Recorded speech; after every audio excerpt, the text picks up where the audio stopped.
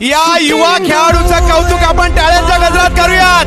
5 ball dot टाकले शेवटच्या ओव्हरचे. नाव आर्यन भोईर आणि त्याच्यासाठी टाळ्यांचा गजर होतोय. पहिला बॉल ऑफस्टंपच्या बाहेर टाकलाय. याची रक्षकांकडे पाठवलाय. आर्यनचा पहिला बॉल डॉट आलाय. हो हो हो हो मागील 2 ओव्हर मध्ये जर पाहिलं तर हा वाईड यॉर्कर कुठून आणलाय. यावेळेला थोडासा पाठी टाकला. थोडीशी हाईट देखील दिली. याची रक्षकांकडे जाताना पाहायला मिळतोय.